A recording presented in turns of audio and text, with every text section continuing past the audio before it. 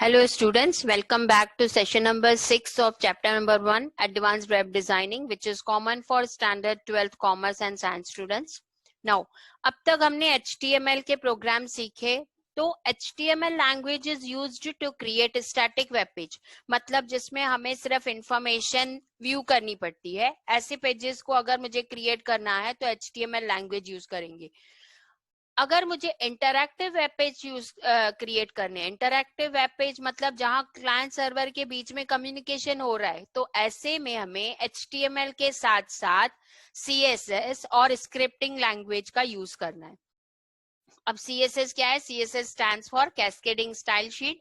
And scripting language कौन सी है? दो टाइप की स्क्रिप्टिंग लैंग्वेज है, एक है जावा स्क्रिप्ट और दूसरी है VB स्क्रिप्ट. ओके, सो HTML के साथ CSS और स्क्रिप्टिंग लैंग्वेज यूज करके हम इंटरैक्टिव वेब पेज बना सकते हैं. अब नेक्स्ट जो टॉपिक है हमारा वो है CSS.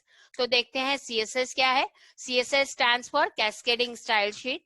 Now CSS describes how HTML elements are to be displayed on screen, paper or in other media. कि किस तरह से हमारे एलिमेंट्स HTML के डिस्प्ले करने चाहिए, दिखने चाहिए, वो चाहे स्क्रीन के ऊपर हो, पेपर के ऊपर हो या मीडिया में. Now CSS saves lot of work. It can control the layout of multiple web pages all at once. मतलब सिंगल लोकेशन से आप मल्टीपल वेब पेजेस में चेंजेस कर सकते हो. Okay, next, CSS allow you to control the look and feel of several pages by changing a single source. एक जगह से एक ही कोडिंग में चेंज करके आप बहुत सारे वेब पेजेस की सेटिंग्स चेंज कर सकते हो. नाउ CSS जो है वो सिंटैक्स 3 पार्ट्स में डिवाइड है. एक है आपका सिलेक्टर एंड दूसरा है आपका डिक्लेरेशन ब्लॉक.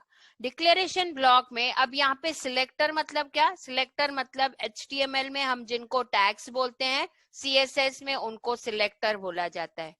एंड नेक्स्ट आ जाता है आपका डिक्लेरेशन ब्लॉक. यहाँ पे देखो आप, जो कर्ली ब्रैकेट्स का पोर्शन है इसको बोलते हैं डिक्लेरेशन ब्लॉक.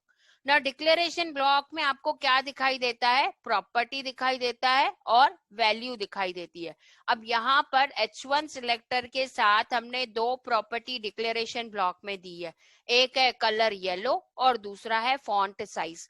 तो इस तरह से CSS में बहुत सारी डिफरेंट प्रॉपर्टीज है जो हम यूज करके अपने वेब पेजेस का जो लुक है वो चेंज कर सकते हैं. ओके, नेक्स्ट आ जाओ. जैसे मैंने आपको सिंटेक्स बताया, सिलेक्टर, डिक्लेरेशन ब्लॉक आएगा कर्ली ब्रैकेट्स में. डिक्लेरेशन ब्लॉक में हम प्रॉपर्टी के साथ वैल्यू डिस्प्ले करेंगे ना. अब ये सिलेक्टर होता क्या है? Okay, selector indicates the HTML element you want to style.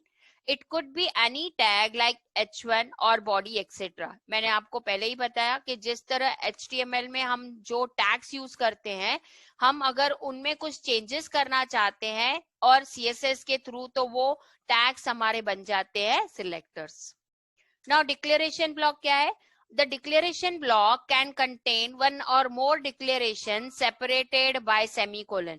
अब यहाँ पर आपने देखा है, मैंने बताया आपको, डिक्लेरेशन ब्लॉक में हमने दो प्रॉपर्टीज यूज की है.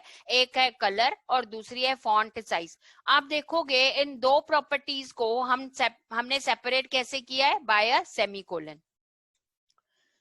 For the above example, there are two declarations. हमने यहाँ पे दो प्रॉपर्टीज डिक्लेयर की है. वन इज आपका colour yellow and second one is font size 11. मतलब H1 टैग के अंदर हम जो भी टेक्स्ट लिखेंगे उस टेक्स्ट का कलर येलो आना चाहिए और उसकी फॉन्ट साइज जो है वो 11 पिक्सल्स होनी चाहिए. Okay, each declaration contains a property name and a value.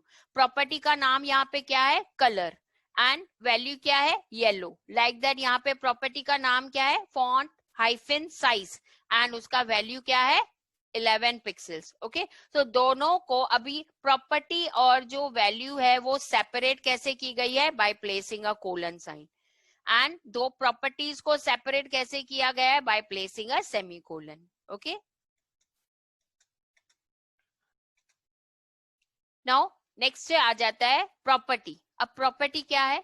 A property is the type of attribute. HTML में हमने जैसे किया था H1 टैग के अंदर अलाइन एट्रीब्यूट किया था, यहाँ पर CSS में एट्रीब्यूट्स को बोला जाएगा property. Okay, it could B colour और बॉर्डर, कोई भी हो सकती है. यहाँ पर डिफरेंट लिस्ट दी हुई है CSS में प्रॉपर्टीज की, हम वो प्रैक्टिस करके देखेंगे. Now value, values are assigned to CSS properties. अब यहाँ पे येलो क्या है, वैल्यू किसको असाइन की गई है, कलर प्रॉपर्टी को. 11 पिक्सल्स क्या है, ये मेरी वैल्यू है, किसको असाइन किया है हमने, फॉन्ट हाइफन साइज प्रॉपर्टी को. In the above example, value yellow is assigned to a color property.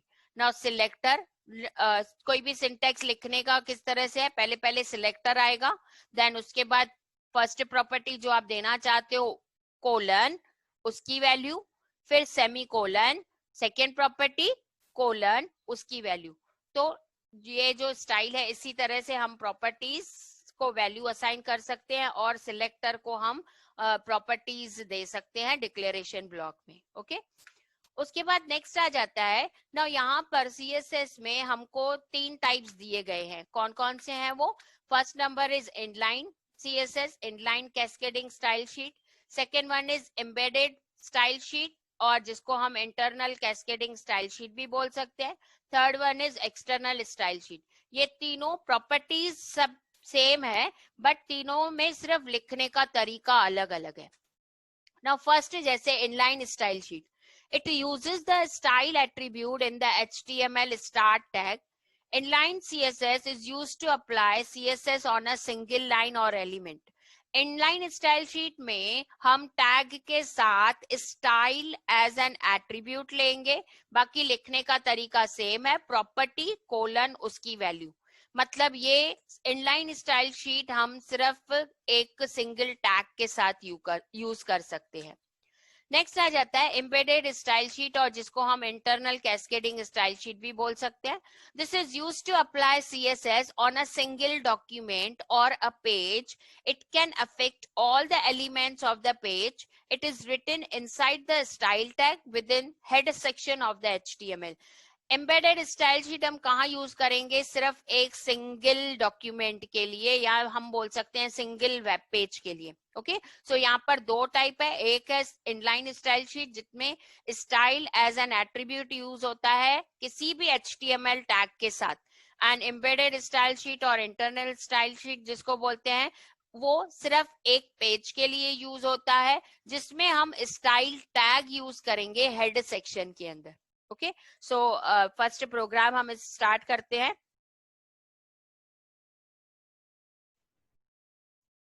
So first program of CSS style sheet है जिसमें हम यूज करेंगे internal style sheet. Okay, so first जैसे हम लिखते आए हैं डॉक टाइप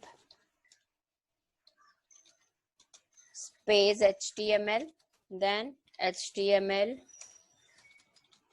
हेड टाइटल, मैंने यहाँ पे लिखा internal style sheet, title tag close. Head section के अंदर हमें यूज करना है style as a tag.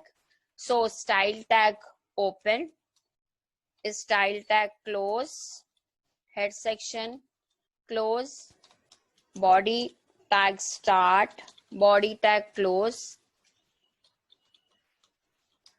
and HTML tag close. So suppose for example यहाँ पे मैंने H1 लिया, हेडिंग लिया H1 टैग, और मैंने यहाँ पे लिखा new English high school and junior college. H1 tag close. File को हम सेव कर रहे हैं.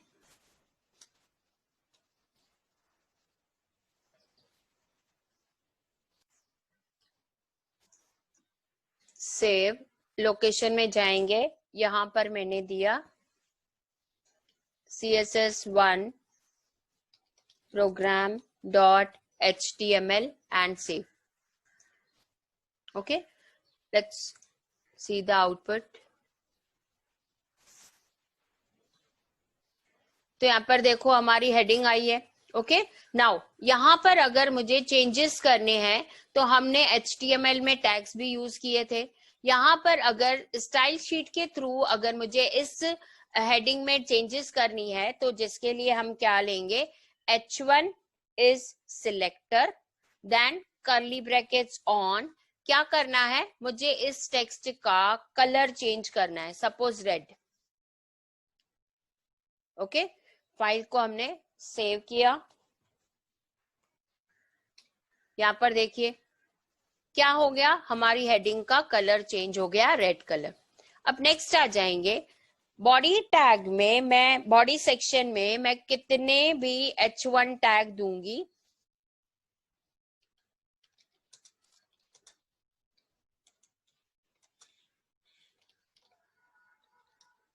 H1 टैग को मैंने क्लोज कर दिया,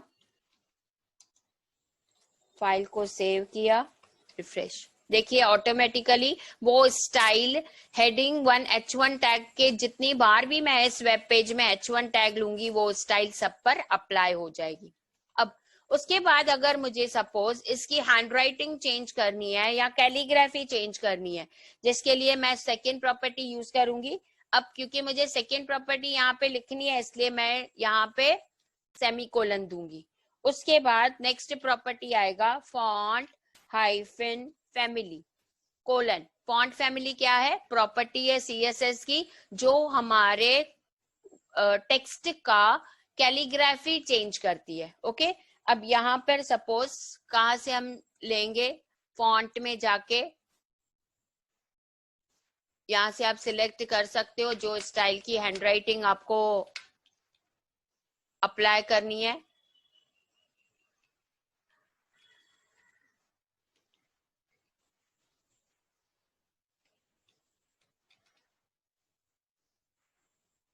सपोज हमने यहाँ पे ये अप्लाई करना है तो कॉपी किया, कैंसिल, आ जाइए यहाँ पर स्टाइल शीट के अंदर, फाइल को हमने सेव किया तो देखिए वो स्टाइल अप्लाई हो गई। ओके, नेक्स्ट आ जाता है अगेन ये टेक्स्ट के बैकग्राउंड में कलर चाहिए तो उसके लिए प्रॉपर्टी है बैकग्राउंड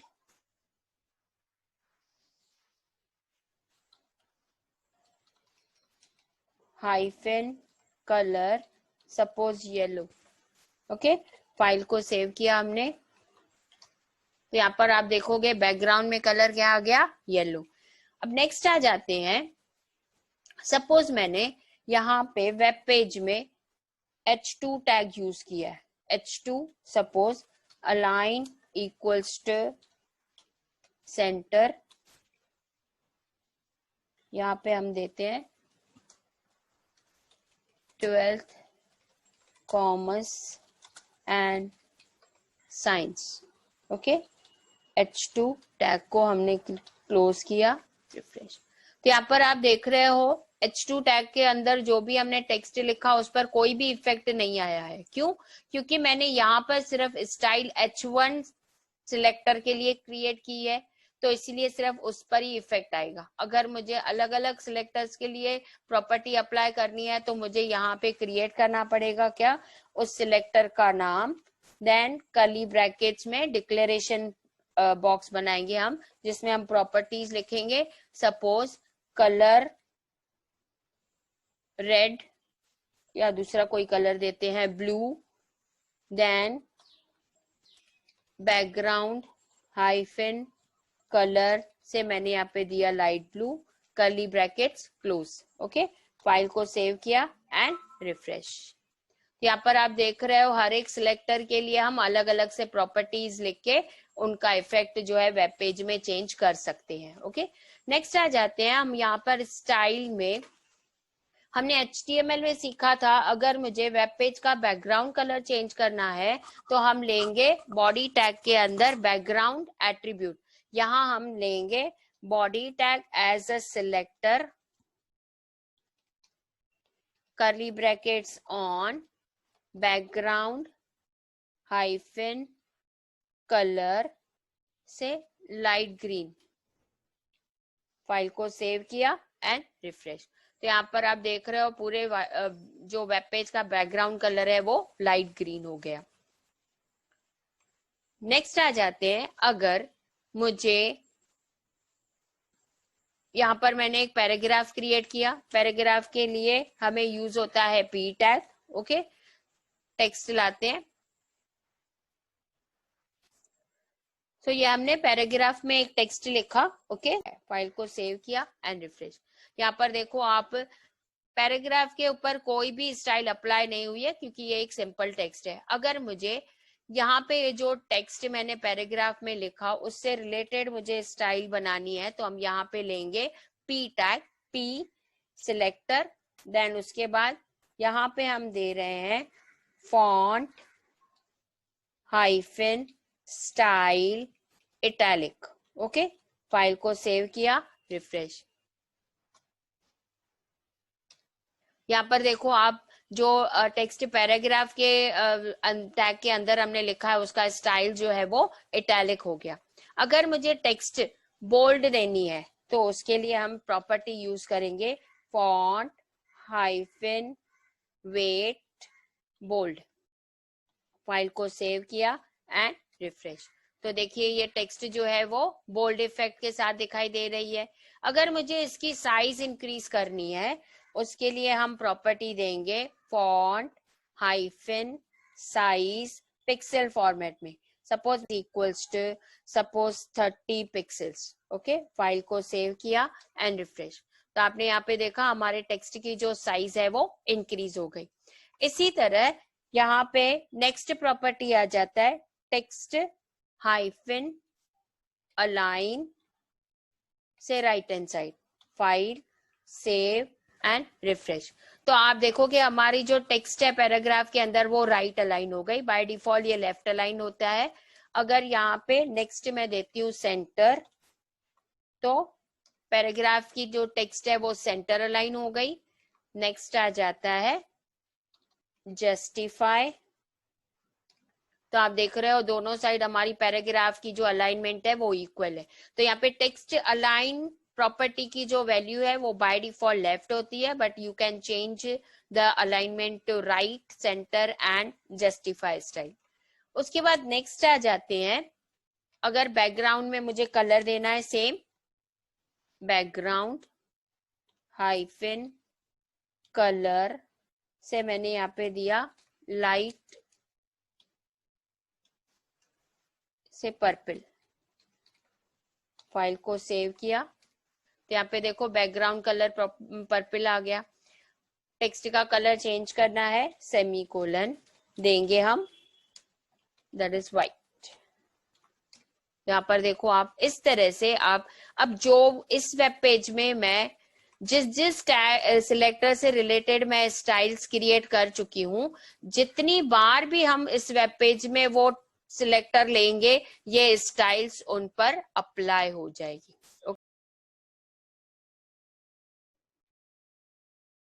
सेशन में स्टूडेंट्स हमने कौन कौन सी प्रॉपर्टी कंप्लीट किया? पहले किया colour, to change the colour of the text, then background colour to set the background colour, then font weight to make the text bold, font style to make the text italic, next text align to change the alignment of your text, then font family to change the handwriting of your text, that is calligraphy of your text, and font size to increase or decrease the size of your text. Okay, students ये जो भी sessions हो रहे हैं ये दोबारा repeat नहीं होंगे। Okay, so keep learning, stay safe, bye.